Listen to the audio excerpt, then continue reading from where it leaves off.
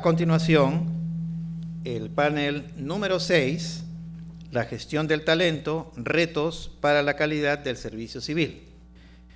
Quien será la moderadora de este panel es Roxana Noli, gerente de Desarrollo de Capacidades y Rendimiento del Servicio Civil de Servir.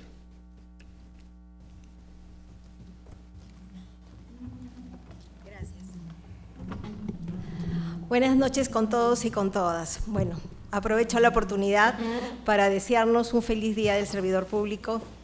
Disfrutemos nuestro día y sobre todo sigamos construyendo un mejor país.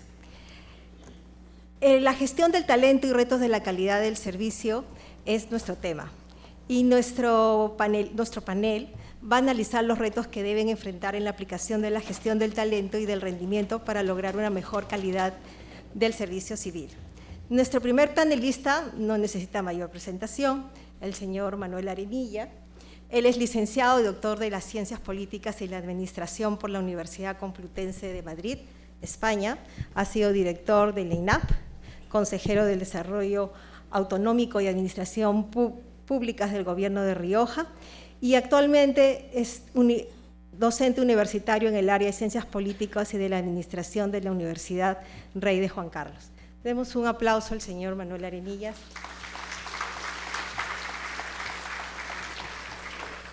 Como nuestro segundo panelista tenemos al señor Eric Lobo. Él es politólogo por la Universidad de los Andes, Venezuela, máster en Gestión Pública por la Universidad Complutense en Madrid, España, y maestría en Políticas y Gestión Pública por el Instituto Tecnológico y de Estudios Superiores del Occidente, Guadalajara, México. Ha sido socio y director general de la empresa consultora internacional IPS Consulting Group en México, asesor de la Subsecretaría de Planeamiento del Gobierno del Estado de Jalisco, director de Asuntos Internacionales del Gobierno Municipal de Sopapán. Tiene experiencia como funcionario público en las 3 órdenes del gobierno, organismos públicos, de la sociedad civil, iniciativa privada. Ha sido conferencista, columnista, articulista y docente universitario. Actualmente es director general de Political and Government Consulting en México y consultor independiente. Demos un aplauso al señor Eric Lobo. Nuestra tercera panelista es Ana María Lizárraga. Ella es licenciada en Administración y Gestión de Empresas por la Universidad Inca Garcilaso de la Vega, tiene una maestría en Gestión Pública por la misma casa de estudio, es magíster en Gestión Pública en la Universidad César Vallejo y ha sido empresaria. Actualmente labora en la SUNAT y ha tenido una participación destacada en actividades sindicales. Demos un aplauso a Ana María Lizárraga.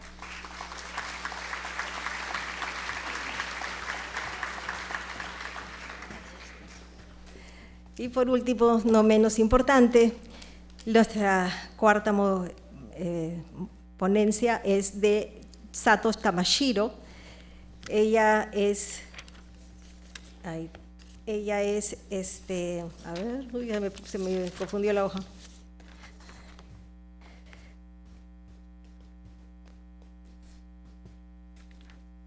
No está la hoja, a ver. Bueno, la señora Tamashiro tiene una alta experiencia en lo que es gestión de recursos humanos,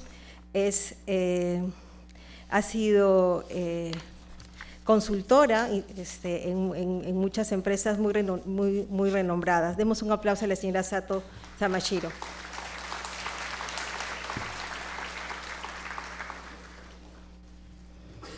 Bueno, queremos invitar al señor Manuel Arenillas, que nos va a dar una intervención sobre el tema.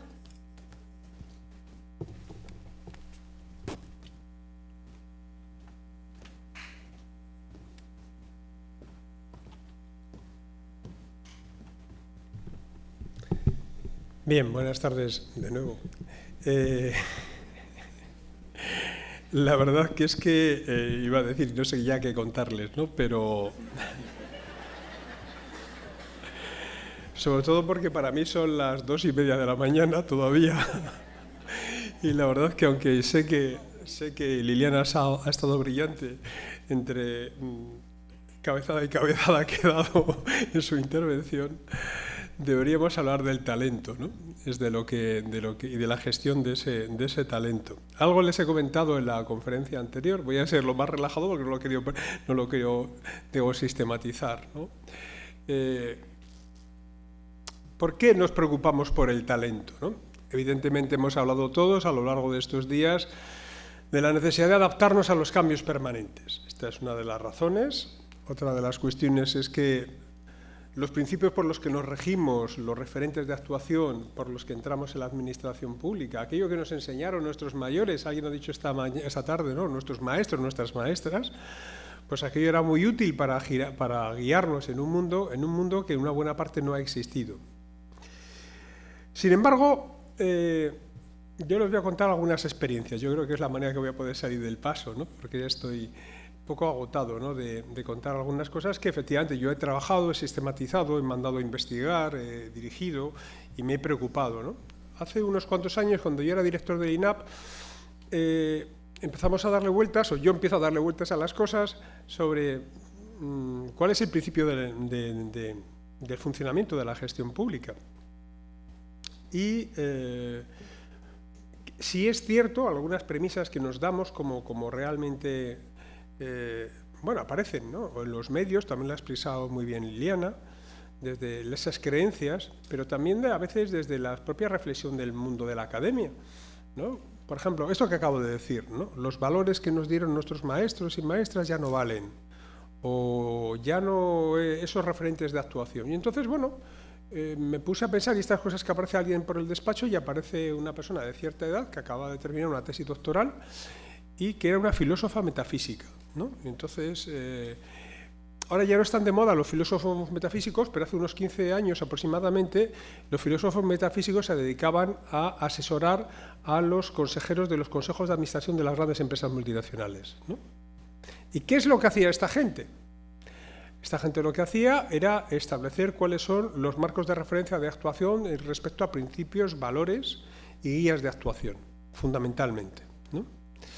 Y como son filósofos metafísicos, se ponen a pensar sobre cuál es el conocimiento de las cosas, los conceptos, y también si esos conceptos, cuáles son los significados actuales y cuál es el marco de actuación de valores y normas de actuación de comportamiento de los servidores públicos o de los servidores o de los actores que trabajan en el mundo privado. Bien, esto fue una experiencia relativamente interesante que mucha gente no entendió, pero a mí me sirvió me sigue sirviendo cuando doy charlas y cuando tengo a mis alumnos, sobre todo en los másteres de posgrado, donde les explico que hay una serie de principios que son relativamente inmutables, que sí hay una serie de valores universales, que efectivamente lo que hay que hacer de vez en cuando es repensarlos, reescribirlos. ¿Para qué sirve esto del talento, o desde el punto de vista del talento, todo esto de esos principios? Porque necesitamos fundamentos.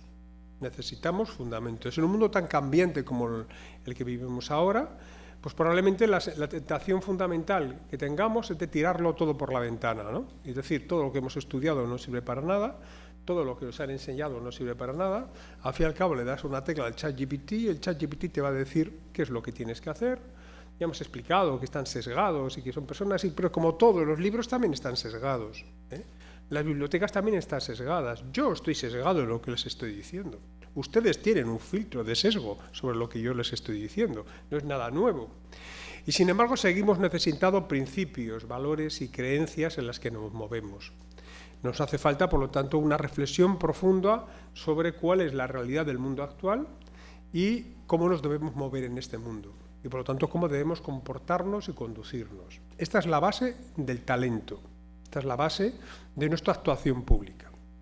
El segundo paso que se me planteó en aquel momento, es decir, en todo este caos en el que nos estamos moviendo y que nos pasamos el día hablando de estas cosas tan chulas que se llaman capacidades, competencias y habilidades profesionales, ¿qué es el conocimiento?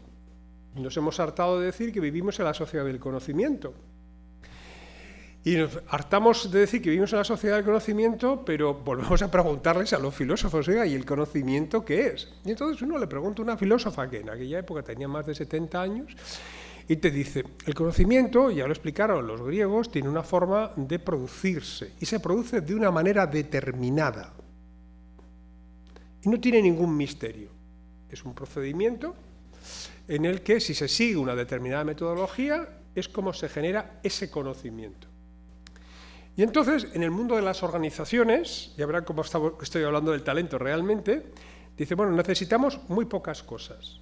Necesitamos una confluencia y una comunidad de entendimiento común de principios, valores, procesos y trabajo en equipo. Qué curioso. Después a esto le podemos dedicar cientos de páginas, pero necesitamos eso. Que compartamos principios y valores, que somos, a dónde vamos, qué hacemos, de dónde venimos, qué queremos hacer, y esto tenemos que ponerlo en común. Si uno le va a ChatGPT, te va a decir la relación de principios y valores y de creencias que existen en una organización o las posibles creencias. Pero lo que no nos va a decir la inteligencia artificial es cómo ponernos de acuerdo todos en una organización, sea pequeña, de 5, 10, 15 personas, o de 130.000 o de 1.300.000, sobre qué valores son los que debemos compartir. Es decir, que cuando hablamos de servir a los ciudadanos, de servir a las personas, de mejorar la vida de la comunidad, todos y todas entendamos exactamente lo mismo. Y eso hay que debatirlo, y hay que hablarlo, y hay que comunicarse. Y el significado de esas palabras y de ese contenido no es el mismo hoy que hace 50 años, ni tampoco lo va a ser dentro de 30 años. Por lo tanto, es un debate de personas que tenemos que ponernos de acuerdo. Y te ponemos de acuerdo en los procesos. Fíjese que se ha hablado a lo largo de estos días de la necesidad de reingeniería de procesos, de automatización de procesos, de definición de procesos. Le decía esta mañana a alguien, ya no recuerdo en qué momento, le decía esta mañana, mire, esto de la nueva gestión pública se llama nueva gestión pública porque había una vieja gestión pública, no la vieja administración pública, sino que llevamos hablando de estos temas, de procedimientos de revisión, de simplificación, de la eficiencia, desde los años 40, desde los años 40 del siglo XX. Llevamos 80 años hablando de esto. ¿Y esto es importante? Sí es importante, porque necesitamos ponernos de acuerdo sobre los procesos. Es decir, cómo conseguir las cosas y qué tenemos que hacer. Claro, si nosotros nos ponemos, y estamos de acuerdo, ojo, cuando alguien se dice que la administración pública no se rige por principios, ni por valores o por procesos, etcétera, etcétera, no es cierto. Nosotros tenemos una forma de actuar que la propia organización considera que es buena. Nosotros hemos decidido, lo ha explicado muy bien Liliana, lo ha explicado muy bien, hemos decidido que introduciendo muchos procesos y muchos pasos, conseguimos que nuestras organizaciones crezcan, conseguimos más recursos, conseguimos supervivir y además conseguimos eludir todas nuestras responsabilidades. Fíjense si estamos de acuerdo en los procesos. Estamos totalmente de acuerdo en los procesos. Bueno, pues esto hay que repensarlo, porque nos han dicho los ciudadanos que por ahí de ninguna de las maneras. Y porque además esto es como la ducha escocesa, ¿no? Agua fría, agua caliente. Usted le mete el agua fría a la administración pública y el agua caliente se la dan a las organizaciones privadas y a algunas organizaciones sociales que no hacen eso, que trate de resolver los problemas de una manera más sencilla. O un aplicativo que tiene usted en su celular que le resuelve un problema de una manera sencilla sin que yo me tenga que aprender no sé cuántos procedimientos. Y el trabajo en equipo. Necesito resolverlo, lo ha dicho muy bien al final Liliana. Liliana, como ves, me he despertado al final y te he escuchado. Y entonces, lo ha dicho muy bien Liliana. Mire, no, esa teoría de los innovadores que han resuelto el mundo en los últimos años trabajando solos en un garaje, por supuesto norteamericano o escondidos mientras juegan al básquet, eso es mentira. Todas las innovaciones, o más del 90% de las innovaciones, o 90 y tantos % de las innovaciones, no lo han hecho personas individuales, se ha hecho trabajo en equipo, se ha hecho de forma colectiva. La innovación, por definición, es una innovación en equipo y es una innovación social. Porque si no es social, tampoco va a ser admitida, ni va a ser integrada, ni va a ser aceptada por el conjunto de la sociedad. Como ven, son principios que tienen 2.500 años, por eso elegimos hoy la elegí yo, a esta filósofa, y nos decía, esta es la manera, y todo esto tiene que tener una metodología y un procedimiento para obtención. Si no hay una metodología y un proceso de obtención de este conocimiento, el conocimiento simplemente no se va a producir. Siguiente paso. Claro, estamos hablando del talento y el talento está vinculado a algunos aspectos que se ha comentado por algunos de los compañeros que me han precedido, ¿no? La innovación. ¿Qué es la innovación? Le damos vueltas a la innovación, madre mía, ¿no? Como si la innovación fuera como una especie de varita mágica en la que yo aplico no sé qué, o llamo no sé qué gurús o consultores y me acaban diciendo, bueno, pues ahora estamos de moda, en fin, y yo también sí, asumo mi culpa, yo también he pecado, yo también he creado laboratorios de innovación, lo siento. Soy uno de los culpables. Yo he creado un laboratorio, diseñado laboratorios de innovación y bueno, y ahora están de moda los laboratorios de innovación. ¿Por qué eso no deben ser necesarios los laboratorios de innovación en las administraciones públicas? Hay un libro recientemente publicado y yo creo que son necesarios, y también son necesarias en los otro tipo de cuestiones, ¿no? Pero ¿qué es la innovación? ¿Qué es la innovación? La innovación no es copiar, que está bien. Si yo no soy capaz, pues copio las mejores prácticas y por lo tanto he mejorado. ¿No? No es automatizar, ya se ha dicho antes, no es automatizar, eso no es innovar, no es simplificar procedimientos. La innovación es cambiar la realidad para que sea mejor. Si hay un procedimiento de innovación que es la aplicación de conocimiento al conocimiento nuevo, genera innovación. Solo el conocimiento aplicado al conocimiento nuevo genera innovación. Y hemos dicho que ese conocimiento lo generan las personas y tiene un procedimiento determinado. Es decir, que la innovación solo se produce en una metodología y en un contexto, en un ecosistema determinados que hay que generar y producir de manera voluntaria, de manera decidida, con un liderazgo efectivo. Y llegamos al talento. ¿Qué necesitamos para todo eso? Necesitamos personas. ¿Cualquier tipo de persona? No. Es cierto que en la administración necesitamos personas que hagan procedimientos aburridos, que hagan procedimientos tasados, que hagan procedimientos que emitan informes. Es cierto que necesitamos ese tipo de personas. Necesitamos personas que supervisen, necesitamos personas que que controlen. Necesitamos ese tipo de personas. Pero también sabemos que una gran parte de esas tareas, no de esas personas, de esas tareas, van a ser rápidamente reemplazadas. Ya lo están siendo. ¿Qué necesitamos? Lo he dicho antes en una de las presentaciones, ¿no? Lo he dicho. Necesitamos incorporar un talento innovador, por lo tanto, generador de conocimiento. Y hemos dicho que para generar conocimiento hay un procedimiento determinado.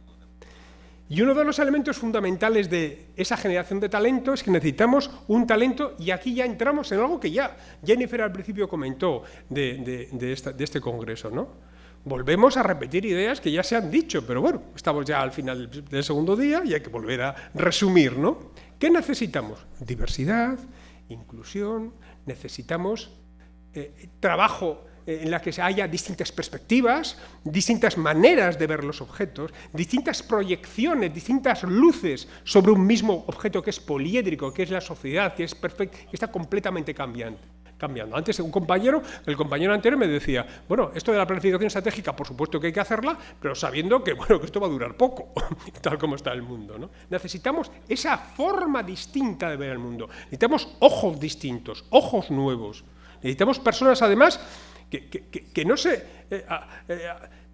acostumbren, que no se queden integradas dentro de la lógica, digamos, burocrática, eso que se dice en España de la gente joven que entra a la administración con grandes ímpetus, con grandes ideas, con grandes ganas de trabajar y de cambiar, y que al cabo de los 3-6 meses completamente se desarman y se quedan absorbidos por el aparato administrativo.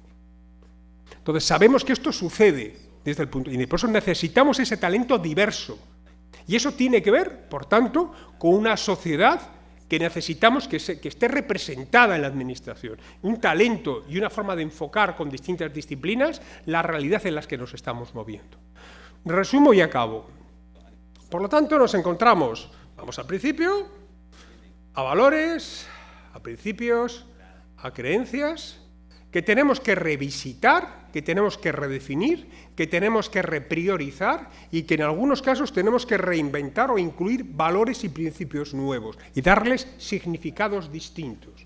El concepto de igualdad hoy en 2024 no significa lo mismo que libertad, igualdad y fraternidad en 1789. No significa lo mismo, no tiene el mismo alcance, no tiene la misma amplitud, no abarca al conjunto de la humanidad, como si lo queremos que abarque hoy en día. En 1789 no se quería que se abarcara el concepto de igualdad a toda la humanidad.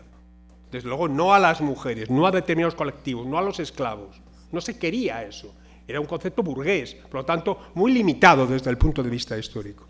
Por lo tanto, estos principios, valores y creencias, ¿qué necesitamos? Necesitamos generar conocimiento, porque el conocimiento que hoy tenemos es insuficiente para conocer la realidad, para poderla abordar y para superar el miedo y el horror al vacío que nos produce no saber qué puede suceder mañana, qué puede pasar mañana. Y cuando se produce ese horror al vacío, lo que sabemos en la historia de la humanidad es las puertas que abre. ¿A quiénes abren? ¿Quiénes entran por esas puertas? Son las personas y son las organizaciones y son las ideas que se aprovechan de nuestro miedo y de nuestra falta, digamos, de seguridad en el futuro. Necesitamos, por lo tanto, esa manera de generar ese conocimiento, y esa manera de generar el conocimiento es un conocimiento de carácter colectivo, basado en principios y valores acordados. Y eso significa principios y valores acordados en instituciones y en sociedades profundamente democráticas que hay que fortalecer. Y por último, necesitamos innovar, porque no podemos seguir. Y para innovar lo que necesitamos es generar un conocimiento aplicado a conocimiento que va apareciendo. Y el cruce entre conocimientos distintos y el cruce entre aportaciones distintas de personas y de incorporación de diversidades y formas distintas de ver la realidad, el futuro, las distintas facciones que hay en la sociedad y los distintos intereses en juego, es lo que genera la innovación. Eso es el talento humano que necesitamos en las administraciones públicas.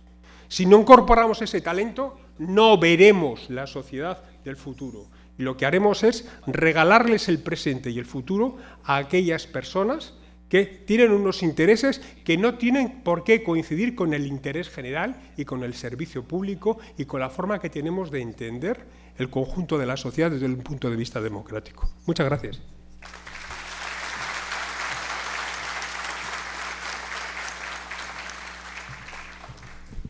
Ahora damos pase a Eric Lobo.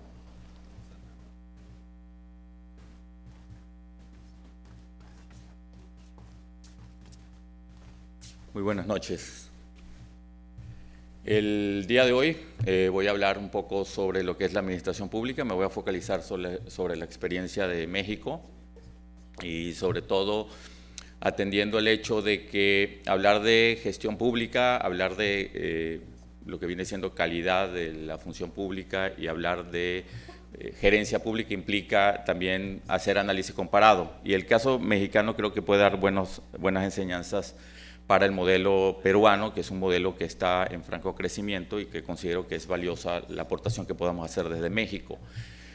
El proceso de construcción del sistema de servicio civil de carrera en México inició básicamente en los años 80 del siglo pasado, básicamente influenciada por el New Public Management, la nueva gestión pública, lo que viene siendo el gerencialismo, y tuvo su apogeo fundamentalmente en los años 90. Eso permitió que en el año 2003 se promulgara la ley nacional o la ley federal del sistema de servicio civil de carrera. Ya son 20 años del sistema de servicio civil de carrera en México y se sigue manteniendo una gran cantidad de retos, se sigue manteniendo una gran cantidad de amenazas y también ha habido un proceso permanente de mejora continua en ese sentido. En el año 2003 se promulgó la ley, en el año 2004 ya se tenía un reglamento. Sin embargo, 2 décadas después, la valoración que podemos tener del sistema en México, pues creo que deja todavía una serie de déficits en un montón de áreas de las cuales voy a platicar en un instante. Lo primero de ello tiene que ver con lo que yo llamo el sistema de botín. En México, lamentablemente, la administración pública se convirtió para la clase política en una especie de agencia de colocaciones. A pesar de que hay una ley que filtra, norma la actuación de los funcionarios públicos, que generan, al menos en teoría, una igualdad de oportunidades para acceder y generar carrera en la función pública. Lamentablemente, la propia ley ha tenido una serie de lagunas que no han permitido, de cierta manera, el poder desarrollarlo de una manera adecuada. Y por tanto, lo que hemos visto hasta ahora en 20 años de experiencia en México es una administración pública básicamente altamente politizada. ¿Qué significa esto? De que la mayoría de los funcionarios públicos que están dentro del servicio civil de carrera son funcionarios que atienden más a un liderazgo político de turno que a los objetivos estratégicos que tenga cada institución en la cual cada uno de estos funcionarios, donde cada uno de estos funcionarios labora. En ese sentido, pues es una dificultad que lamentablemente los ciudadanos en México hemos padecido, y en ese sentido hay un reto muy importante, es tratar, parece mentira, a 20 años de la promulgación de esta ley, en 20 años todavía se piensa en la necesidad de separar lo que es el sector político de lo que viene siendo la administración pública. Entonces, en ese sentido, la verdad es que hay mucha tela que cortar todavía. Por otro lado, hay un elemento también significativo que hay que tomar en consideración, tiene que ver con la poca transparencia que todavía existe en México. Cuando uno ve los rankings internacionales en transparencia, México no está bien valorado, y eso hasta cierto punto no permite que la administración pública funcione de manera correcta.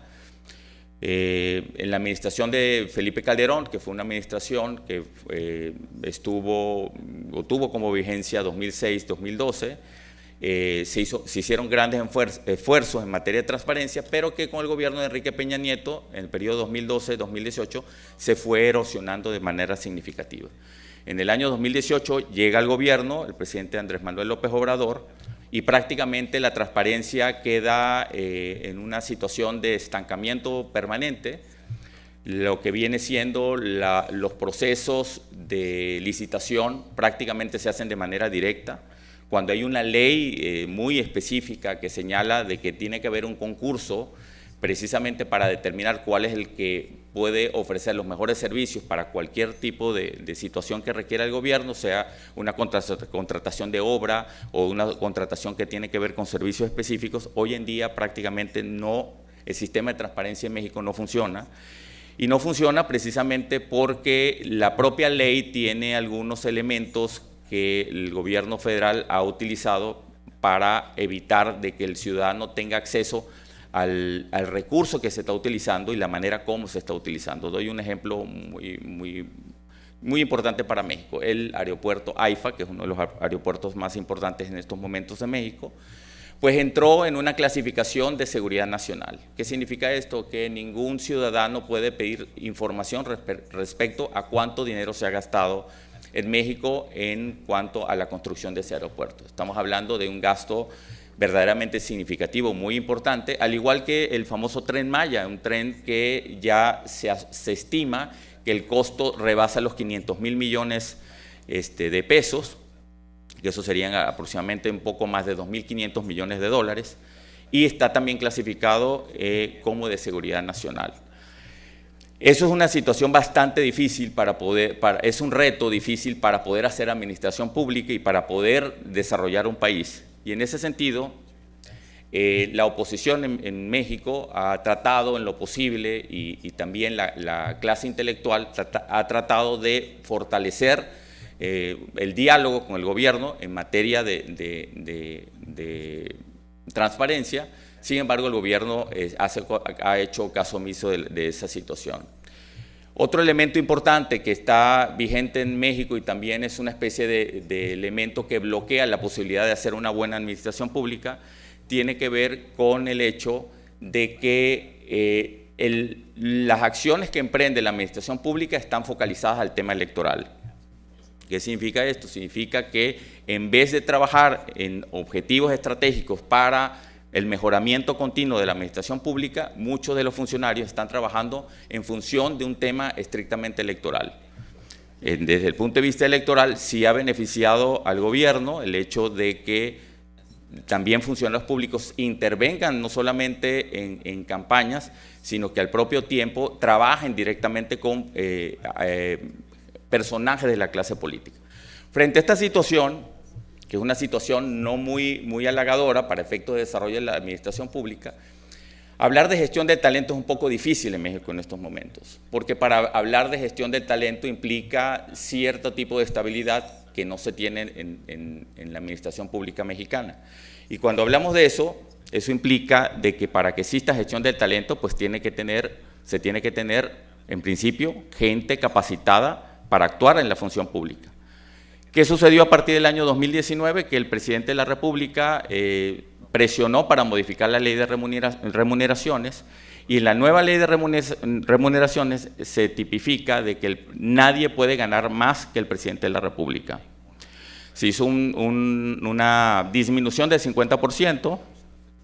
¿Qué significa eso? Que los funcionarios de alto nivel, que la mayoría son de cargo de confianza, muchos de ellos se retiraron de la administración pública porque los salarios, los sueldos y salarios eran inferiores a lo que ellos consideraban que era lo correcto para el tipo de expertise que ellos poseían.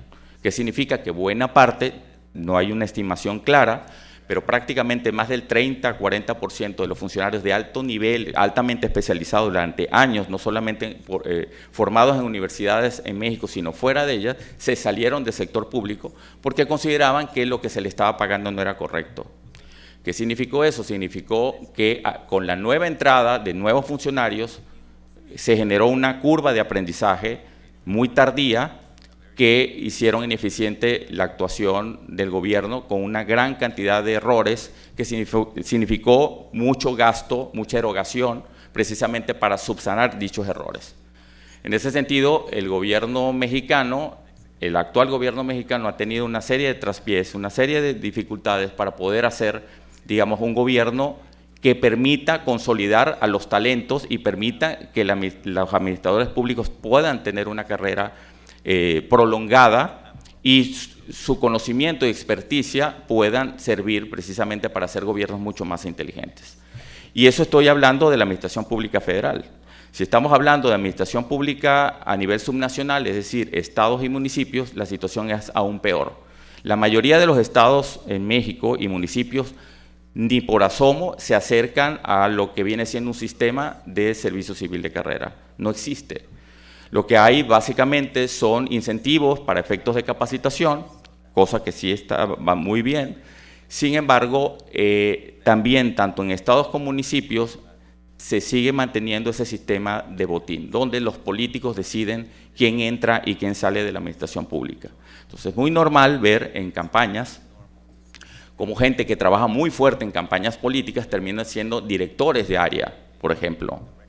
Gente que pegaba calcomanías en una campaña, gente que era muy buena para efectos de marketing político, terminan siendo los directores de Ecología y Medio Ambiente o de la Secretaría de Medio Ambiente, terminan trabajando en Petróleos Mexicanos, terminan trabajando en la Secretaría de Relaciones Exteriores, que es una secretaría que debe ser tremendamente técnica y está altamente politizada.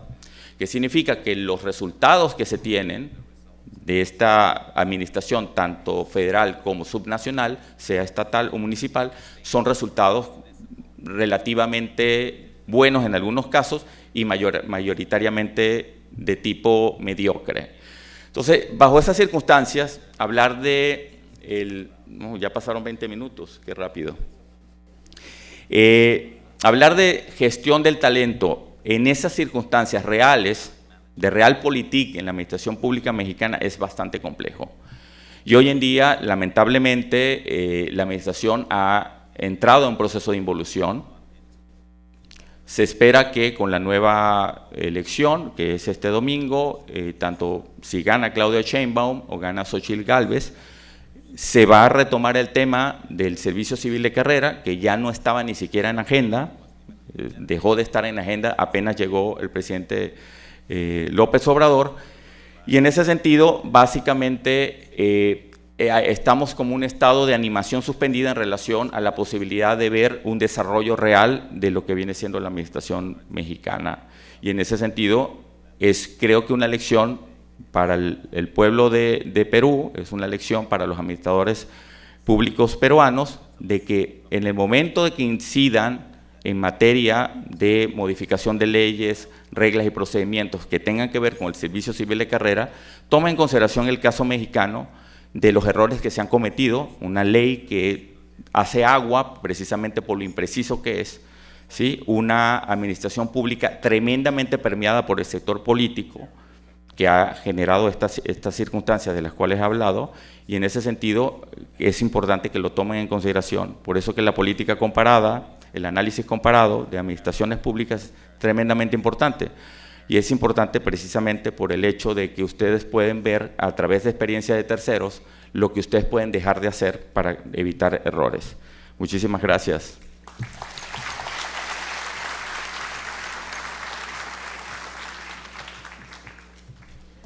Muchas gracias, Eric, por tu exposición. Ahora damos pase a la señora Ana María Lizárraga, quien va a hacer una ponencia. Para recordarles, por favor, que nos alcancen preguntas para los panelistas. Gracias.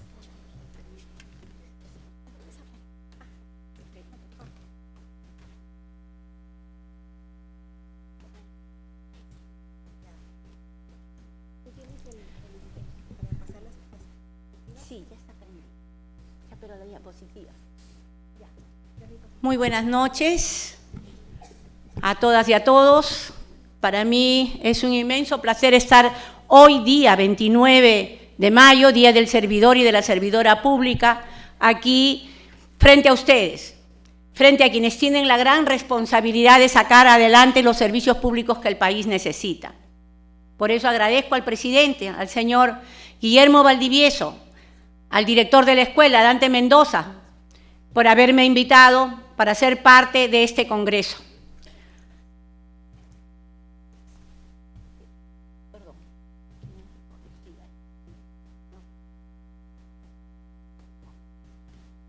Sí, hay unas correcciones que hacer, porque lo correcto es lo correcto. Yo también quisiera alcanzar mi saludo fraterno, cordial, a quienes tienen también la responsabilidad de defender los derechos de los trabajadores, a los dirigentes sindicales de las centrales estatales que en estos momentos vienen llevando a cabo la negociación centralizada, ¿no?, que se consiguió mediante una ley que fue una aspiración inmensa de los trabajadores y que se peleó durante años. Hoy día se cumplen 40 años, 2 meses y 5 días de la anterior reforma, el decreto legislativo 276. Y aquí estamos muchos de los jóvenes que se captaron en esa reforma, ¿no?, que ahora realmente necesitamos también tener fuerzas nuevas, con diferentes aspectos, como el que hemos escuchado hoy día, todos estos días en el Congreso. ¿Puedo ya? A ver, avanzar, vamos a avanzar y a comenzar con la ponencia. Me he centrado en lo que es la gestión del talento, pero en los retos del servicio civil peruano. Ahí faltó, pero bueno. A ver, vamos a avanzar. Ha habido un factor que se mencionó acá, para mí me parece un factor valioso que se haya cortado, ¿no?, realmente con lo que siempre existió. Fue un punto de quiebre que por lo menos pidieran requisitos mínimos para poder tener cargos de confianza. Eso no existía. Conforme se ha dicho acá, se han pagado facturas políticas. Para efectos de poder salir elegido, se necesitó todo un equipo de gente, y todo ese equipo de gente fue a parar en gran parte a los cargos de confianza. Por ello, la Ley 31.419 y la Ley 31.457, que determina justamente requisitos mínimos para los funcionarios de confianza, tiene un valor, pero a la vez también tiene una limitación, porque se refiere a requisitos mínimos. Y con requisitos mínimos hay muy poca idoneidad para poder realmente dirigir una entidad. El talento humano tiene una serie de factores conforme se han dicho acá. Lo ha mencionado muchas veces Manuel Arenilla, la capacidad, idoneidad, potencial, aptitud, actitud, todo lo que podamos nosotros realmente generar como una especie sobresaliente de nuestras posibilidades de poder desempeñar algo, poder lograr algo. Pero ojo que se tiene talento para lo bueno, pero también se tiene talento para lo malo. Aquí en el Perú somos muy creadores, somos muy innovadores en esa parte, ¿no? Pero aquí, cuando nosotros señalamos el servicio civil y el talento que se tiene, ¿podemos nosotros negar que hace falta talento? ¿Acaso no ha sido un grupo de talentosos que han podido hacer posible este congreso en tan poco tiempo? Por supuesto que hay talento. Existe el talento. No hay que buscarlo más allá porque hay que repotenciar el que hay y luego vendrá el que viene. Es necesario que se dote de todas esas herramientas. Por ello, vamos a recordar de dónde viene la palabra talento. Viene efectivamente tiene su propia parábola. La parábola de los talentos, en la cual se establecía que alguien pudo duplicar su talento, que era una moneda en la época de Jesús, y que era una moneda que equivalía a 6.000 dracmas, cuando el sueldo promedio era de 1 dracma. Entonces el que pudo hacer más talentos, se le reconocía como que efectivamente fue capaz y mucho más habilidoso para ello.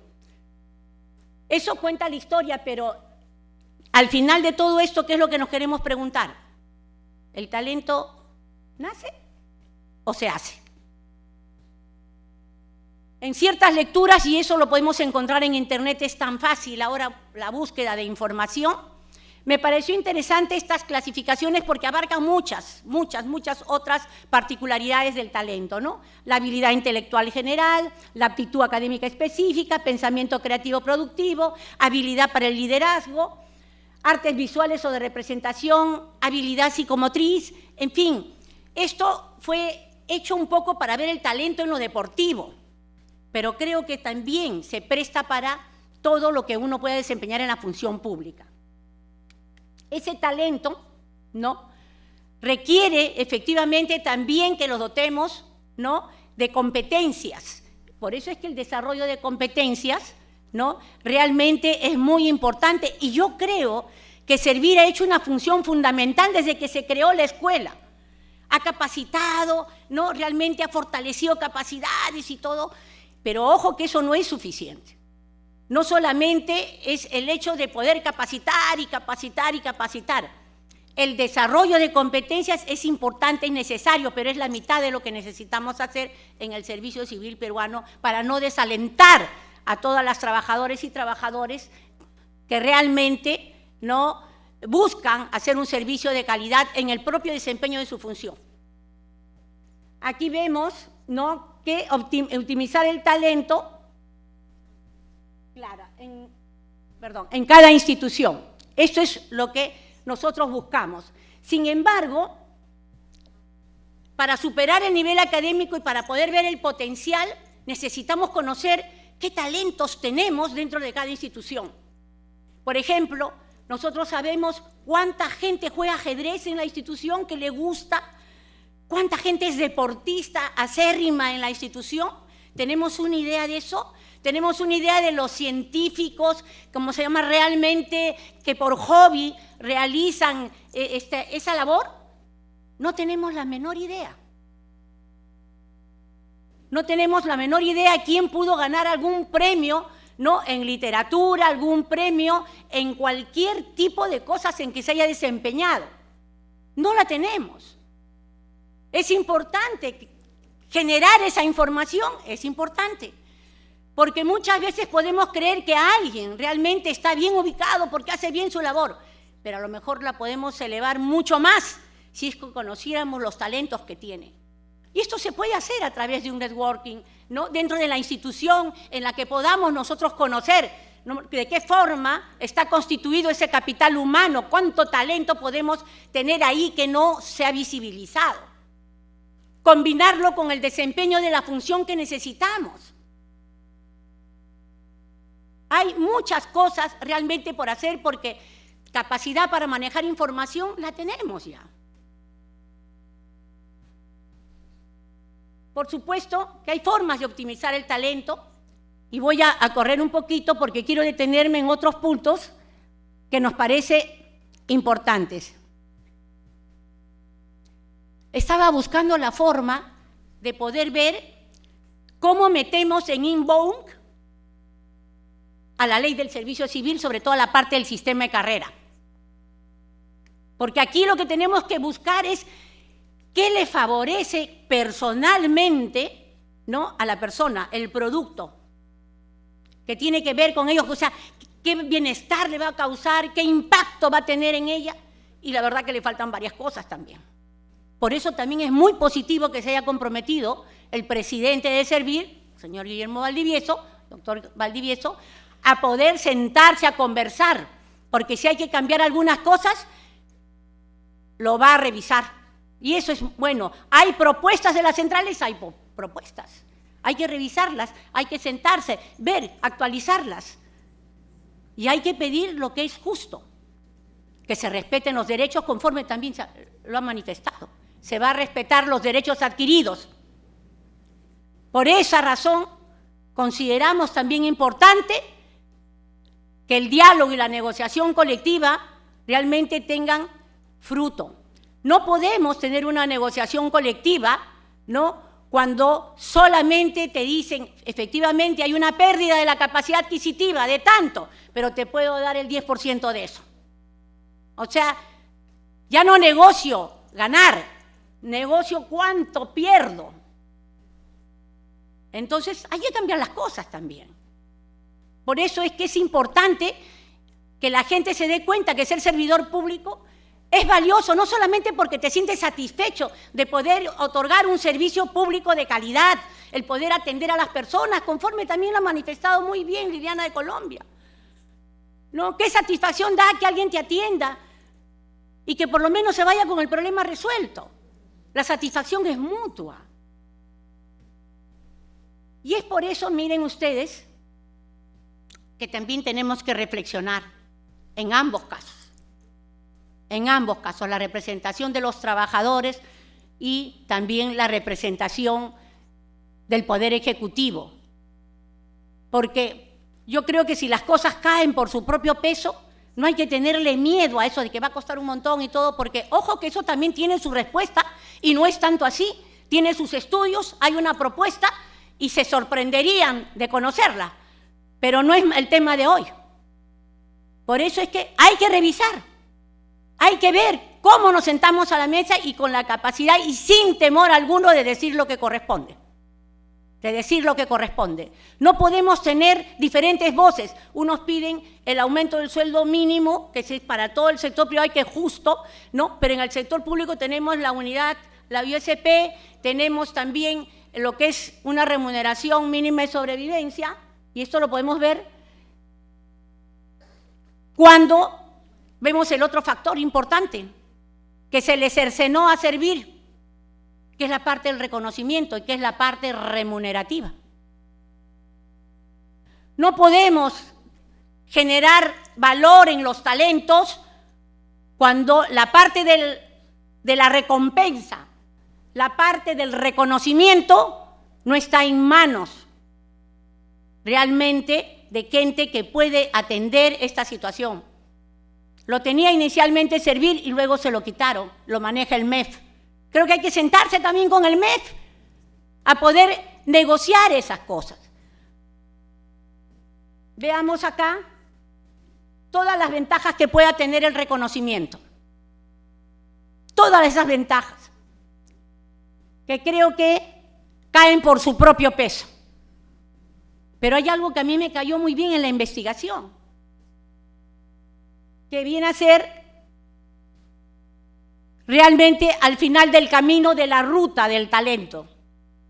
Que efectivamente en el sector estatal hay talento humano, reconocido, por reconocer y por incorporarse también, ¿no? Con los nuevos tiempos, porque todo cambia y efectivamente necesitamos repotenciar todo lo que podamos llegar con el tiempo, porque efectivamente ahora, ¿no? Para mí, por ejemplo, es una maravilla despertarme en la mañana. Alexia, que hace frío, hace calor. Alexia, buenos días. Me dice, buenos días, Ana María. No, eso realmente no era impensable. ¿no? Era impensable, y para muchos es compañía también, porque es la única voz que te habla cuando eres solo, ¿no? Pero es importante, y eso es también tecnología, ¿no? La gestión de servir, que es la rectoría, ¿no? Que efectivamente está en el desarrollo, y en esa parte lo ha hecho muy bien.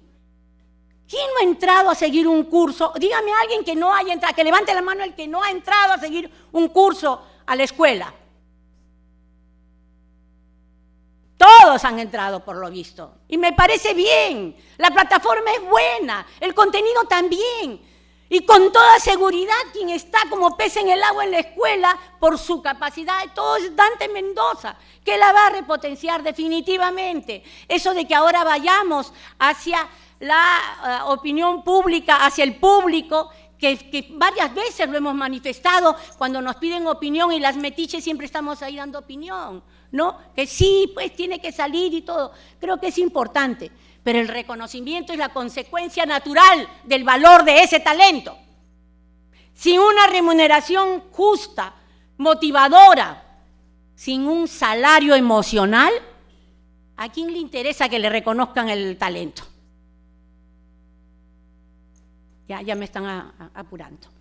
Creo que es importante, compañeros y compañeras, aquí está realmente la experticia en el sector público internacional,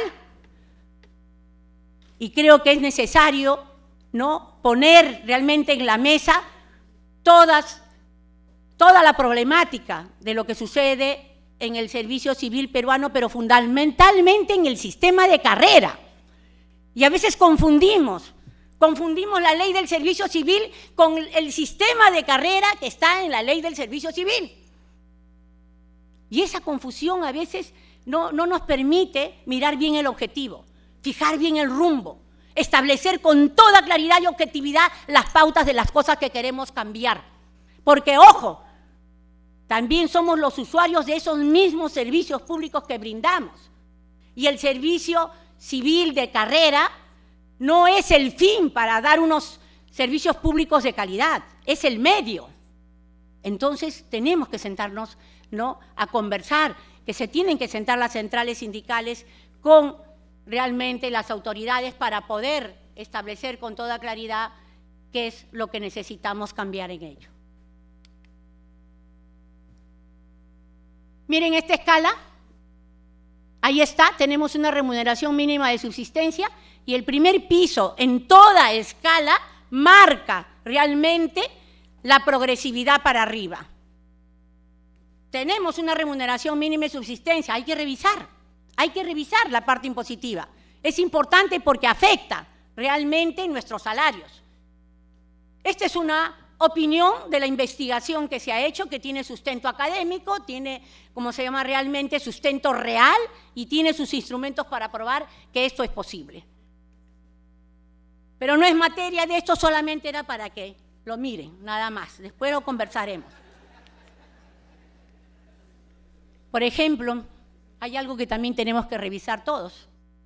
Por favor, revisen sus boletas y van a ver que nuestros aportes pensionarios son base imponible para el impuesto a la renta. Y eso no es muy justo que digamos.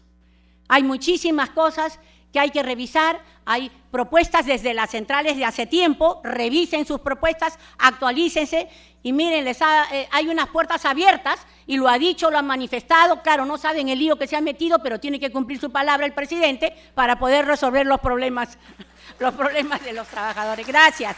Muchas gracias.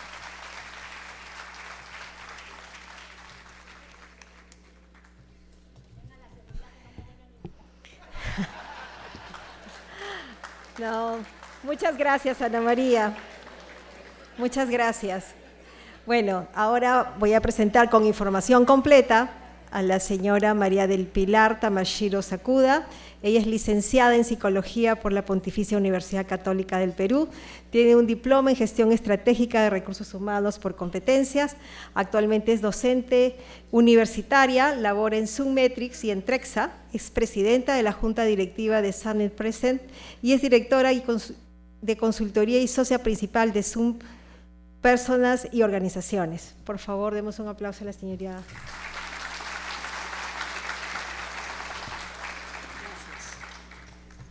¿Cómo están? Buenas noches. Sobre todo, agradecer primero a los que se están quedando aquí. Buenas noches, ¿están despiertos, despiertos? Después de mi antecesora, yo creo que todos están despiertos, así que muchas gracias. Muy bien, muy bien.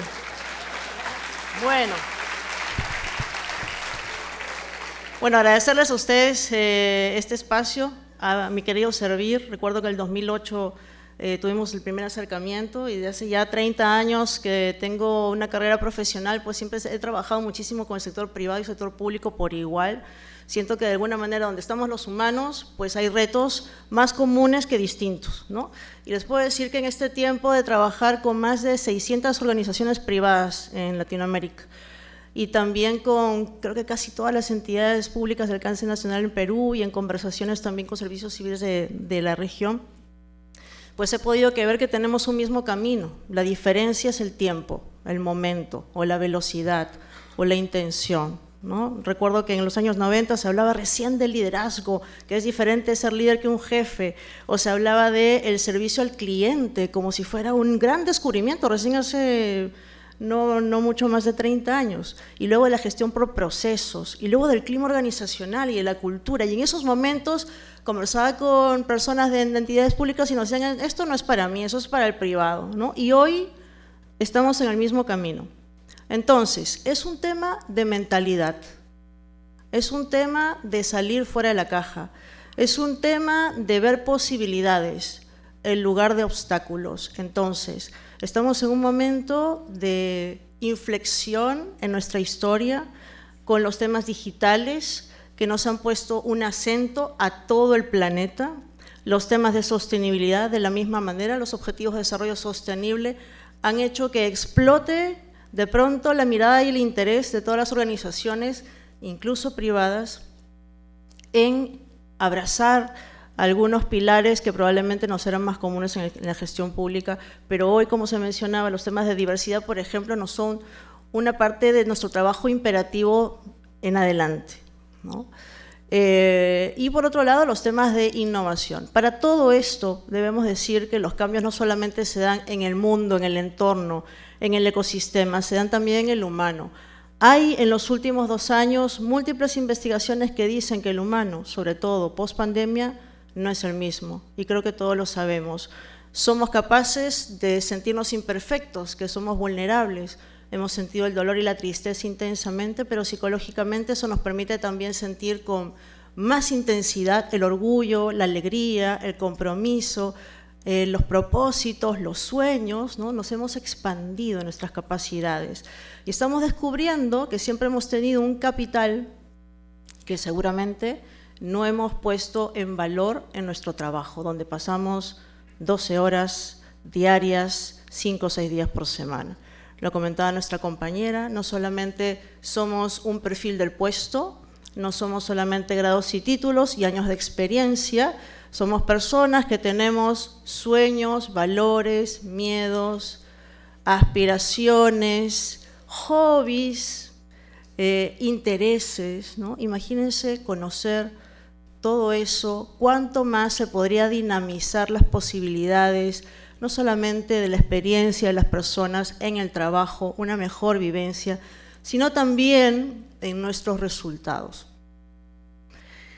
¿Quiénes conocen qué es el MIT o MIT, Massachusetts Institute of Technologies? A ver, un café, les doy un café, el que dice qué es. Ahí está, muy bien, te debo tu café. ¿Qué es? Necesita el café. Muy bien. Este es el espacio de investigación y de formación para ayudar a los líderes del mundo, de las organizaciones, en gestionar la transformación digital, ¿no? Y conozco algunas personas que han pasado por sus aulas, pagando miles de dólares, y fueron con la expectativa de que les iban a enseñar principalmente cuáles eran aquellas reglas, estrategias fundamentales para hacer innovación tecnológica, para cambiar sus modelos de negocio, para poder ser sostenible en un mercado más competitivo, global y difícil en el mundo, y lo que comentan es que lo más increíble es que la gran enseñanza para poder lograr una transformación organizacional que sea sostenible en el mundo y que sea parte útil de un ecosistema mayor como una sociedad, una ciudadanía, países, etcétera, es saber hacer buenas conexiones humanas. Y después de pagar miles de dólares, les enseñan cosas tan básicas pero importantes como, pueden tomar nota, no va a costar nada, empezar una reunión de trabajo sin hablar de trabajo. Hasta les dan ejemplos en el MIT de qué preguntas se puede tener conversaciones que no sean de trabajo. Obviamente no es cómo está el clima, cómo está el tráfico, porque eso es superficial. Tiene que ver con la posibilidad de conocernos un poco más. Por ejemplo, ¿cuál ha sido un momento de inflexión en tu vida? Un antes y un después. Un momento difícil, un momento complejo o un momento muy feliz que te cambió para ser quien eres ahora. Y todos en el grupo, antes de empezar la reunión de trabajo, pueden hablar un poco de sí mismos. Pueden ser preguntas de repente no tan profundas, ¿no? Podría ser, ¿cuáles son tus pasiones? ¿Qué te gusta hacer? Podría ser proyectarnos al futuro para ver qué aspectos comunes nos unen. ¿Cuáles son tus sueños? ¿Cuál es tu propósito? ¿Qué otras cosas más haces hoy? Esas conversaciones nos permiten tener hoy lo que llamamos conexiones profundas. Y las conexiones profundas no son otra cosa que la cohesión en los grupos. Hay muchos estudios en las universidades internacionales sobre qué hace que un grupo sea altamente eficiente. Incluso hay un peruano investigador en la Universidad de Florida que ha hecho docenas de estudios acerca de cuál es la variable o qué es aquello que causa que un equipo sea altamente eficiente, que logre sus metas y que tenga una muy buena atmósfera de trabajo a su vez. Será objetivos claramente definidos, procedimientos, normas, roles. No, ninguna de las anteriores es la cohesión. La cohesión es la única variable abstracta, pero sumamente humana, que explica mejor el desempeño de un equipo. Las personas que sienten cohesión alta con sus compañeros en el equipo son capaces de ofrecerles su ayuda, son capaces de escuchar si alguien cometió un error, una falta o tiene un problema, son capaces de saber qué tiene que hacer el otro para anticiparse y ayudarle.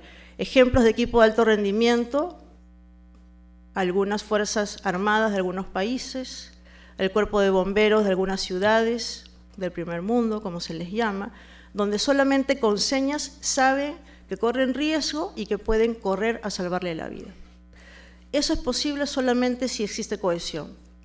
Y la cohesión es aprecio, es genuino interés en el otro. Algunos le llaman estar con las personas que quieres o tus personas favoritas. Pensemos un momento en nuestros equipos. ¿Tenemos alta cohesión o una cohesión inversa? Cuando dicen, hay algo extra que llegó, hay un proyecto nuevo, se miran y dicen, uy, me toca trabajar con ella, con él, o dicen, qué bueno, tenemos un equipazo, lo hacemos más rápido.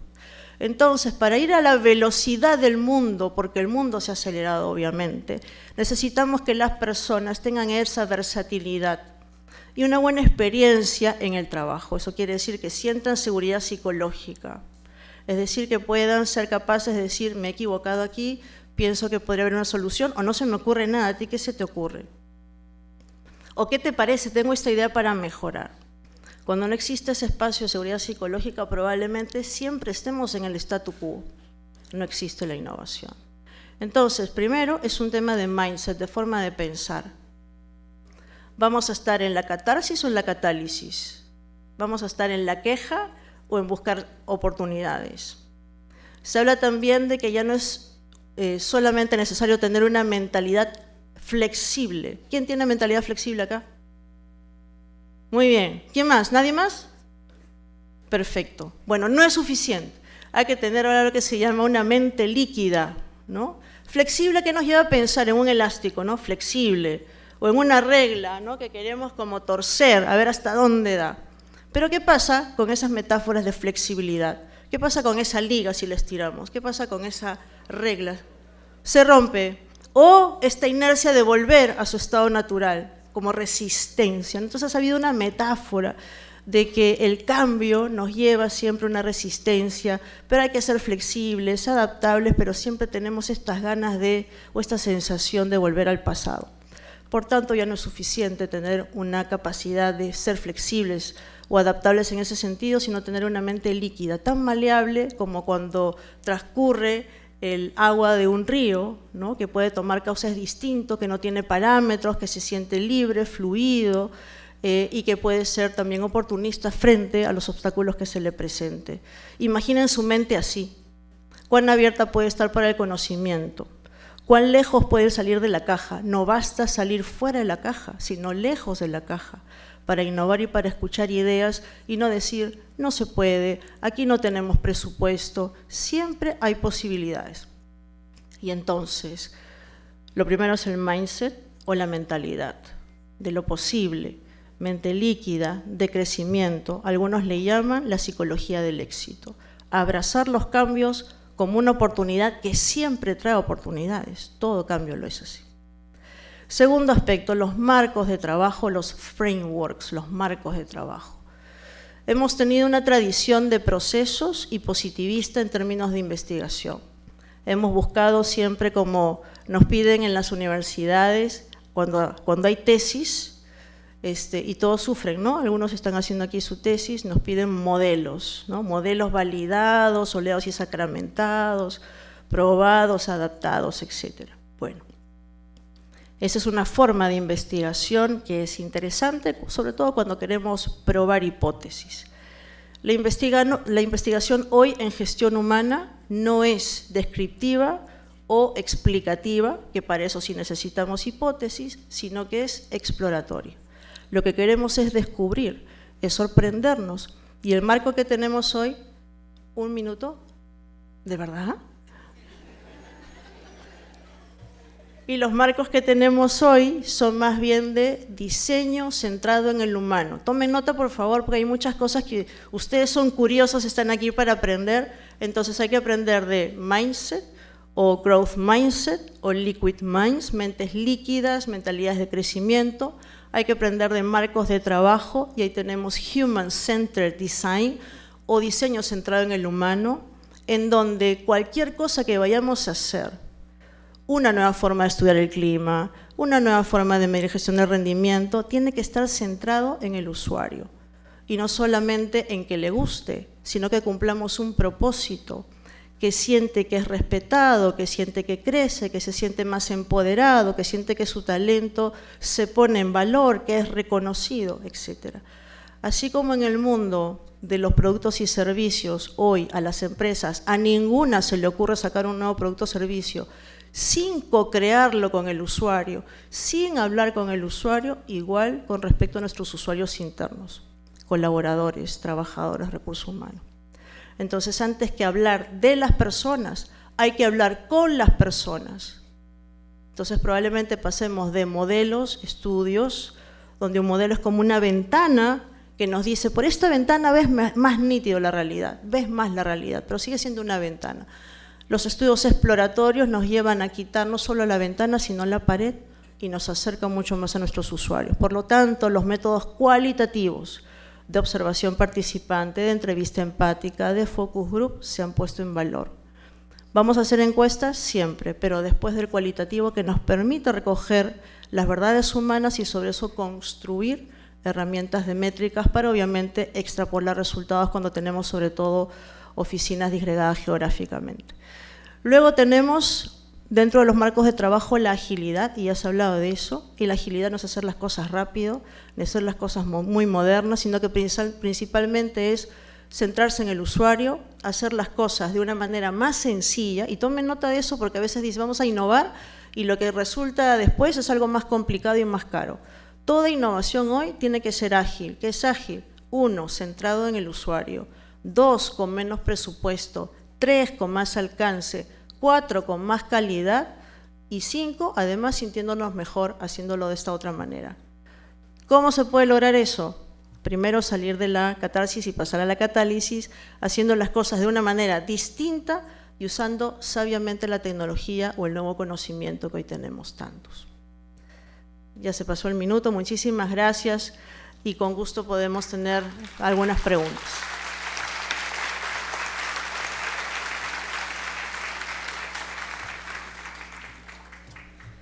Muchas gracias, María del Pilar. Aquí hemos estructurado dos preguntas que más o menos han tratado de abarcar y de incluir todas las interrogantes que hemos recibido de parte de ustedes. Muchas gracias por sus preguntas. Para los panelistas, tal como se ha dicho en sus exposiciones, para mejorar el servicio civil se necesita generar conocimiento e innovación. En un contexto diverso, difícil y de poca confianza ciudadana, ¿cómo atraemos y retenemos talento en el servicio público? Manuel, tus comentarios.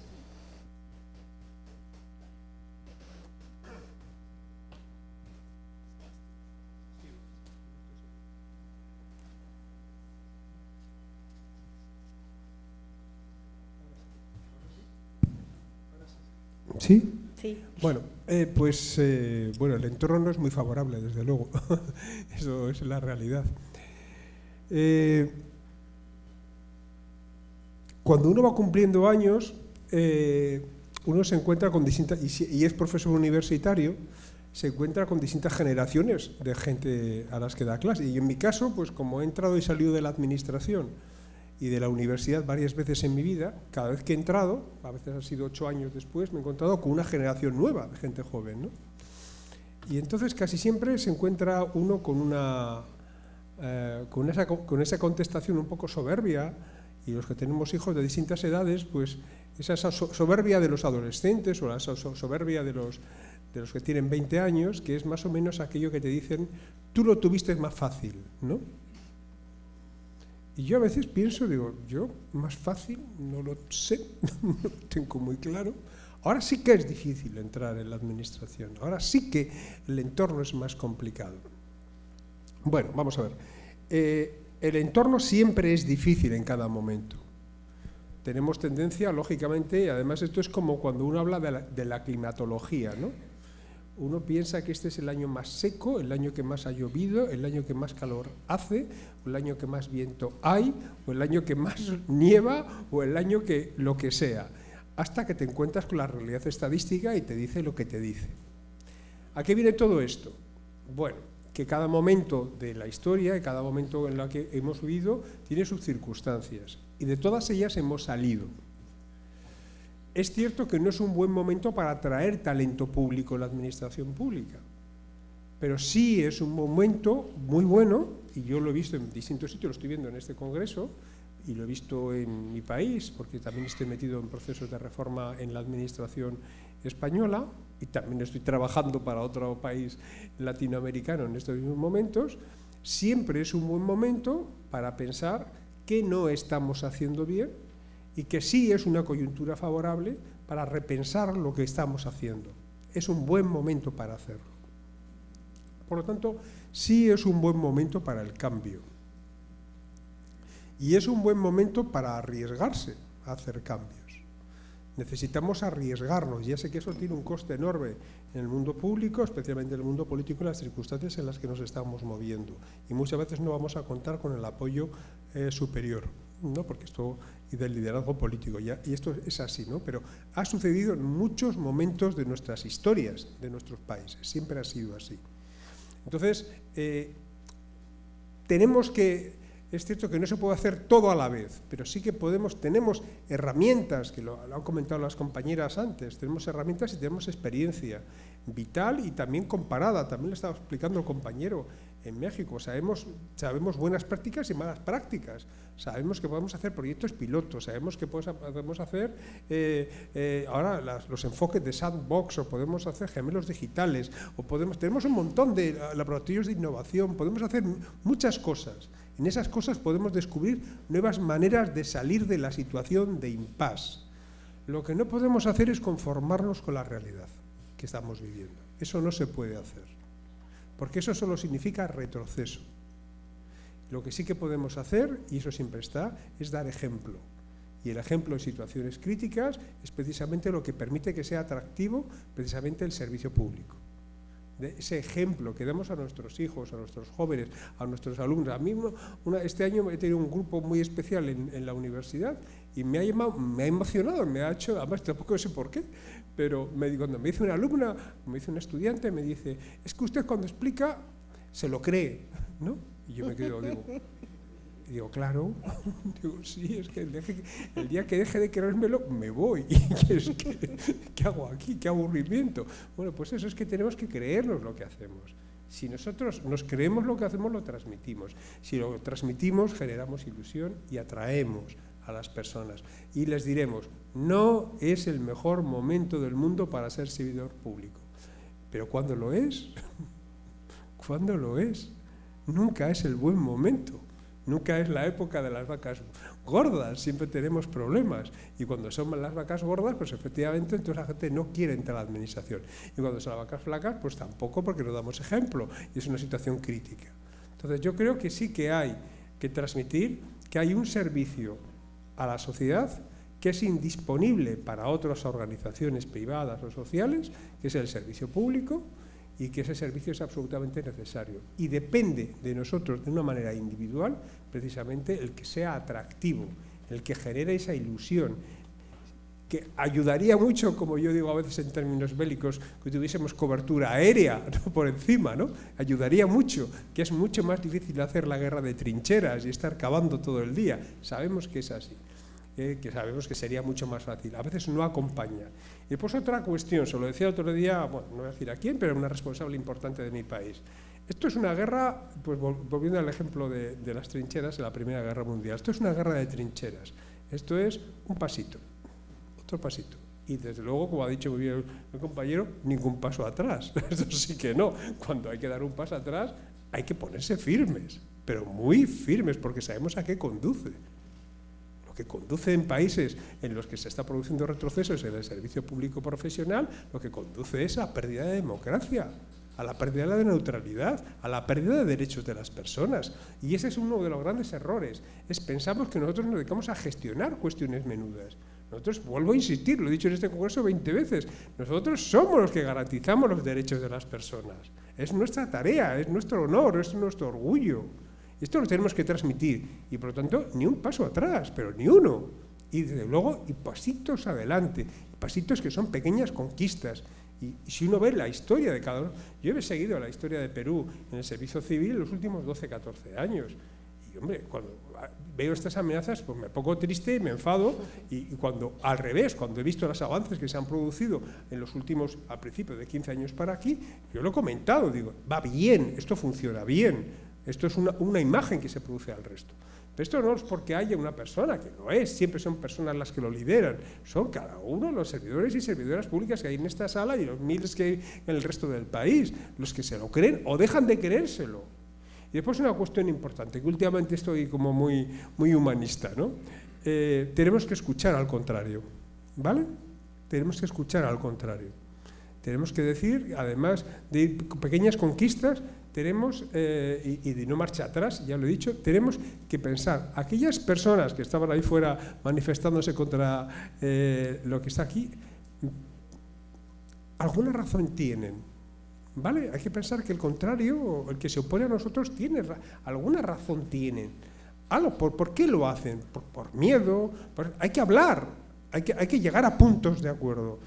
Miren, a mí siempre me han criticado, y lo digo en primera persona, perdonen que hablen de mí, siempre me han criticado que me adelanto mucho a las cosas. Yo soy muy acelerado, ¿no? Siempre voy muy acelerado, los que me conocen, aquí está Liliana, yo voy muy para adelante, ¿no? Es cierto. Pero bueno, igual hay que ir más despacio. Igual las cosas que conseguirán en 2 años.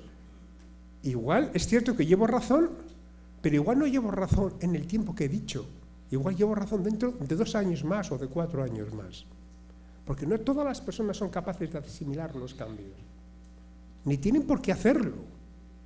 Ni tienen por qué hacerlo. Entonces necesitamos más diálogo, más conciertos, necesitamos entendernos. Y de ahí vuelve a surgir el debate que hemos tenido estos días sobre la diferenciación entre la inteligencia humana, la inteligencia colectiva y la inteligencia artificial. Necesitamos esos puntos de encuentro. Necesitamos propiciarlos. ¿Por qué? Porque si no, lo que solemos hacer en muchos encuentros, en este y otros muchos distintos, nos juntamos las personas que ya somos creyentes. Y los creyentes, pues al final tenemos la misma fe.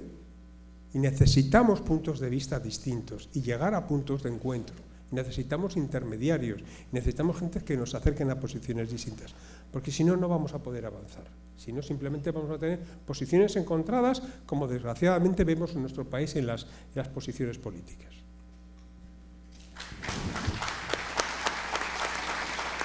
Gracias, Manuel. Eric, tus comentarios. Sí, cuando uno habla de burocracia, en la mayoría de las encuestas en el mundo, la percepción sobre de la burocracia es negativa. Entonces, para uno captar talento y posteriormente retener ese talento, pues hay que modificar, digamos, esas percepciones negativas.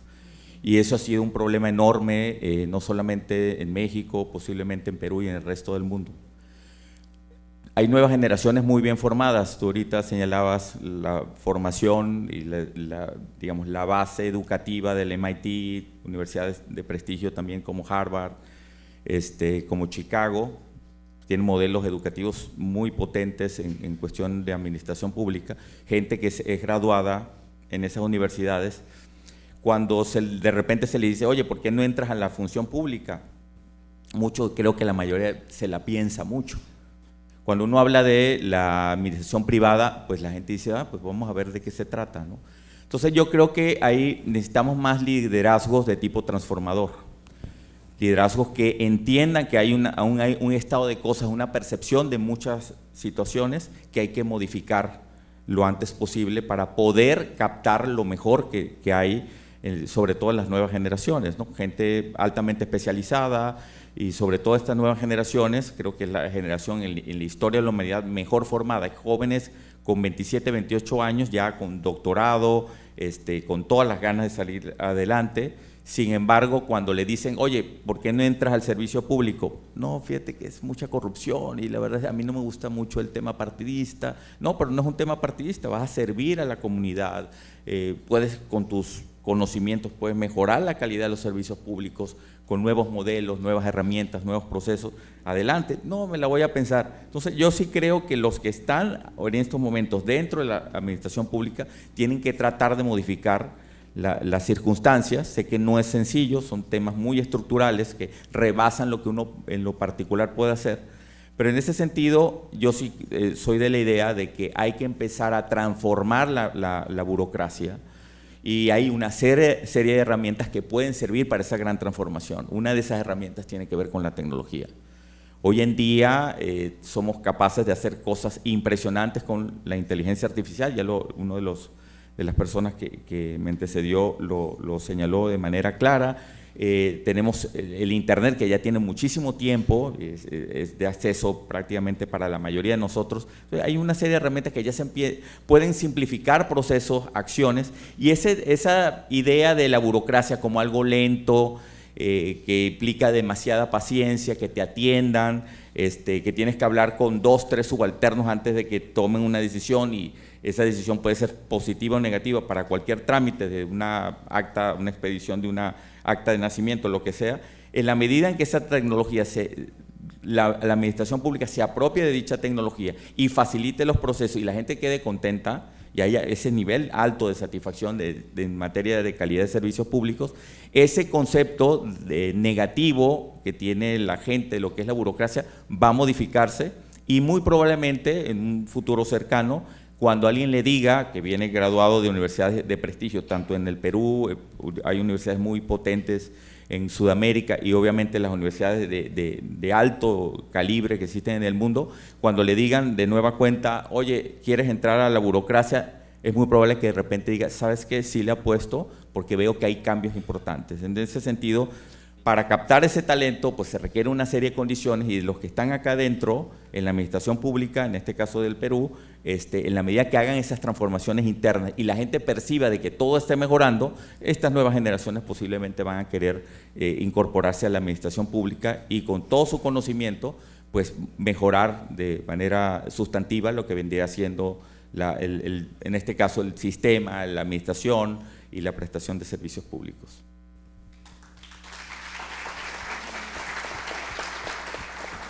Gracias, Eric. Ahora invitamos a Ana María Lizárraga.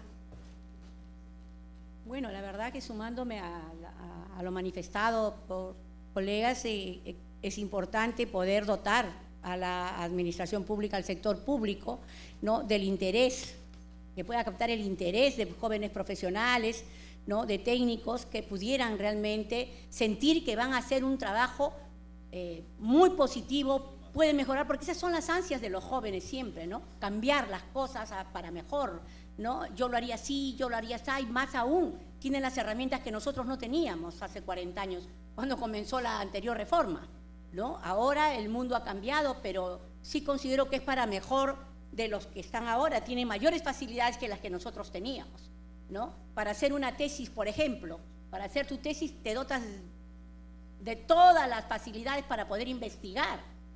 Antes, ¿cómo teníamos que hacerla? Era muy diferente, era muy diferente. No creo que ahí teníamos que poner todo nuestro talento, así, para poder lograr, como se llama, hacer y completar el documento que nos permitía ser profesionales. Ahora en los doctorados, estoy llevando el doctorado, bueno, espero terminarlo algún día, ¿no?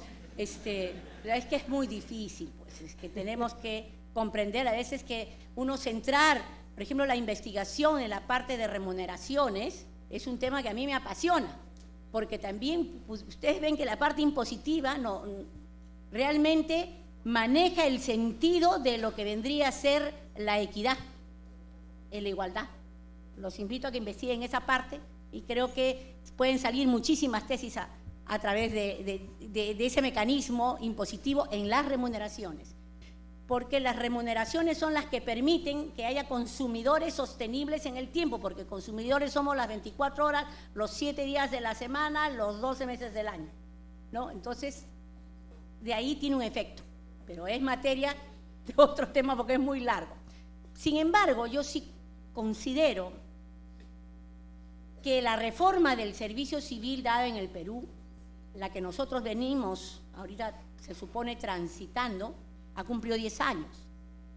Por lo tanto, hay muchísimos instrumentos que hay que cambiar, como por ejemplo, ¿no?, la 138, que viene el Decreto Supremo 138, que es el reglamento de las compensaciones, ¿no?, que fue ideado para aquel que recién ingresa por primera vez al empleo público, porque si no, no tendría sentido la remuneración, que era muy parecida en ese entonces a lo que era la remuneración mínima vital, ¿no?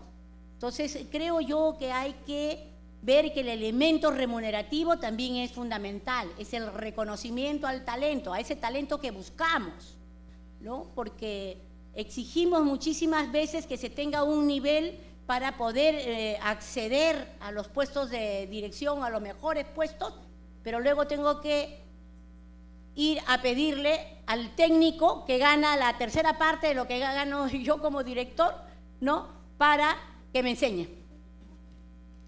O los requisitos son menores de tus subalternos. Entonces, hay muchas distorsiones que hay que corregir, ¿no? Y también el hecho de que sea, ¿no?, realmente de interés cualquier entidad pública, no una, dos o tres, en la cual yo quiero entrar a esta, yo quiero entrar, que tiene que ser parecido, ¿no?, la forma en que se maneja la percepción del talento y el reconocimiento de ese talento en las instituciones públicas. Pero si queremos algo de calidad, también tenemos que reconocer que eso no es gratis, eso cuesta. Pero hay una cosa curiosa, mientras más ganas, por otro lado la parte impositiva también te quita. Llega un momento, y hay un instrumento muy importante, que es la ruta impositiva de las remuneraciones, en la que puedes ver con toda claridad que se te va más de 5 sueldos al año, ¿no?, entre aportes, contribuciones e impuestos. El que gana más de 10.000, ya se le va a casi 7 remuneraciones. Eso es cuando te pones a contar uno por uno todo lo que afecta a tu remuneración. Y en el caso, por ejemplo, yo no comprendía muy bien cómo es que se calculaba el sueldo mínimo, escuché la vez pasada a Carolina Trivelli, que es miembro del Consejo Fiscal, ¿no? Y efectivamente ahí lo comprendí, pues, que es una situación real. O sea, si tú necesitas proteínas, ¿cuánto de proteínas necesitas? ¿No? Tanto de proteínas. Entonces eso es la mitad de un pescado, o es un filete de un pescado. Entonces, así, ¿y carbohidratos cuánto necesita? A lo mejor 2 panes o 3 panes, o un pan o medio pan. ¿Cuánto es el costo de medio pan? Bueno, así se mide porque así son las reglas econométricas. Y esa es la forma en que se mide. Pero dígame, ¿quién te vende medio pan? ¿Quién te vende lo que tú necesitas, el poquito de azúcar, el poquito de carbohidratos? Es muy complicado poder entenderlo. Por eso es que el sueldo mínimo vital yo lo entiendo como el sueldo mínimo vital para una persona. Para una persona lo puedo entender. Pero para una familia de 4, un sueldo mínimo vital, no lo entiendo ni lo comprendo. Entonces, quizás, por supuesto que me falte conocimiento, debí graduarme en la economía, pero me he quedado en el camino, eso no lo he podido completar. Y hay muchísimas cosas que no conocemos y que efectivamente, como no conocemos, a veces nosotros reclamamos sin tener el conocimiento básico de cómo cambiar esa situación. Yo he tenido responsabilidad dirigencial, veo aquí algunos dirigentes sindicales, creo por ahí vi al compañero secretario general de UNACE, el compañero Carlos Ortega, he visto a compañeros del INEI, he visto a varios dirigentes sindicales, los he conocido. Yo he tenido la responsabilidad a nivel nacional, a nivel, bueno, primero sindical, federal, confederal, a nivel nacional, a nivel de la región andina y a nivel mundial en el caso de mujeres. Entonces, así, conforme hemos escuchado, las realidades se parecen muchísimo a lo que sucede en el Perú. Yo lo escuchaba y pensé que estaba hablando no de México, sino del Perú. Como muy parecido. Muy parecido, ¿no? Entonces,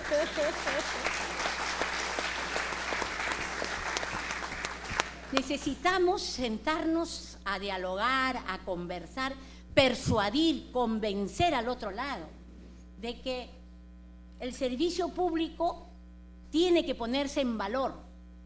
Y ahí sí, inmediatamente puesto en valor en todos sus aspectos, creo que sí amerita un marketing entrante como el inbound, porque efectivamente la gente va a sentir que le sirve, va a sentir ese salario emocional. Como me encanta esa palabra, salario emocional. ¿Ustedes saben lo que significa salario emocional? Que tú ves tu boleta a fin de mes y te da un gusto tremendo, pero estamos bien lejos de eso, bien lejos. Hay que conversar. Para eso están las centrales estatales, para eso se tienen que sindicalizar, para eso es importante nutrirlos de toda la información de cada sector. Cada sector tendría que tener la capacidad como sindicato de definir cuáles serían las 3 cosas que cambiaría en su sector, en su entidad. Así como cuando a veces decimos cuál será la aspiración política, por ejemplo, que toda la vida la ponen de ejemplo y me encanta porque es la más fácil, que es Bolivia. ¿Cuál es su aspiración política? La salida al mar, ¿no es cierto? Así es. Igualito tendrían que saber ustedes en su institución qué cosas cambiaría en esa institución. Tal, tal, tal. Así de fácil. Pero a veces solamente nos basamos en el aspecto laboral y no nos basamos en poder conocer la institución y todos los servicios que presta, cómo se mueve el presupuesto. Necesitamos conocer qué hacemos y valorarlo también. Yo me siento muy orgullosa de ser servidora pública. No puedo decir dónde trabajo porque he firmado una declaración jurada que no lo voy a decir, porque así me obliga. Gracias. Muchas gracias, Ana María. Bueno, ahora damos paso a María del Pilar para tus comentarios. Muy bien, ¿cómo atraer talento joven, ¿no? Ya que pensar en que Los jóvenes de hoy no son los jóvenes nosotros, no, ustedes, son otros jóvenes. La generación Z, los centennials, tienen hasta 26, 27 años, y entonces su forma de ver su vida futura laboral tiene otras expectativas, de repente a las que tuvimos nosotros, ¿no? No piensan muy a largo plazo. Hay un estudio global de 17.000 participantes en 5 continentes, donde se indica que en el 2021, hace poquito tiempo, se le preguntaba a estas 17.000 personas si pensaba cambiar de empleo en los próximos 12 meses y solo el 7% pensaba cambiar de empleo en los próximos 12 meses, gente de la PEA. Y en el 2023, 2 años después, se hizo la misma pregunta a miles de personas de la PEA en el mundo. ¿Y qué creen? ¿Cuántos querían o pensaban cambiar de empleo en el próximo año? 46%, ¿no? De 7 a 46%. Y eso también tiene que ver con un cambio en la fuerza laboral generacional. Entonces tenemos una generación que tiene expectativas de conocer el mundo, de comerse el mundo. No sé si les pasa, ¿no? Pero ahora pues ya no se van solo a Arequipa, a la playa en el norte, ¿no? De pronto tienen sobrinos que no solo hacen esto de work and travel, sino que saben cómo conseguir lo más barato en internet y se van pues al África. Tengo una practicante que es de Islandia, la otra a Canadá, y yo no me puedo ir ni a la avenida Canadá, sino más rápido, porque, y le digo, ¿cómo hacen? ¿No? ¿Cómo hacen? Y ellos saben, se las agencian, tienen el poder de la información, de la tecnología, la valentía para hacerlo. ¿Qué buscan entonces en un empleo? Hace unos años hicimos un estudio de qué hace que los jóvenes que están a punto de salir de la universidad quisieran elegir trabajar en el sector público, y había varias cosas interesantes. Primero, habían tenido un profesor que trabaja en el sector público y que era inspirador. Entonces eso es bien interesante. Si ustedes enseñan en las universidades, tienen que ser un modelo a seguir, ¿no? En términos de inspirar, de vocación de servicio, de dar una luz de esperanza frente a tanta información que se tiene en los medios masivos de comunicación, de que hay servidores con mucho talento, que los hay, ¿no? Y que tienen un trabajo probo, interesante, valiente, de avanzada, exitoso. Entonces necesitamos acercar esas buenas prácticas, esos ejemplos a seguir a la academia. Entonces muchos de los que querían entrar al sector público, talentosos, porque tenemos que atraer al mejor talento, habían tenido una inspiración de algún profesor o profesora de la universidad. Lo segundo, les interesa que haya un buen clima laboral. ¿Para qué sirve el clima laboral? Pues para atraer al mejor talento, y si no lo tienes lo pierdes bien rápido, ¿no? Entonces el clima laboral, la gente se hace preguntas. Tercero, hacer ese inbound, ¿no? Esa atracción, esa búsqueda focalizada de los talentos, también implica cuáles son nuestras formas de comunicar. Por ahí unos dicen, no tenemos plata, hay que hacer un gran video institucional, ¿no? Que tenga música y efectos, ¿no? Bueno, preguntamos eso a los jóvenes. ¿Qué tipo de información en redes sociales o en las webs les llamaba la atención para animarse, interesarse en postular? No era un gran video institucional, era un video de repente formato TikTok de algún joven colaborador, servidor que dijera, aquí hay un liderazgo cercano, aquí tenemos un buen clima de trabajo, aquí queremos innovar, aquí te puedes equivocar y te enseñan, aquí hay respeto. Escuchan a un joven como ellos que está viviendo en una organización, trabajando en una organización que quiere atraer su talento, y eso les engancha. Entonces, hay que hablar más con las personas, hay que hablar mucho con este nuevo talento joven.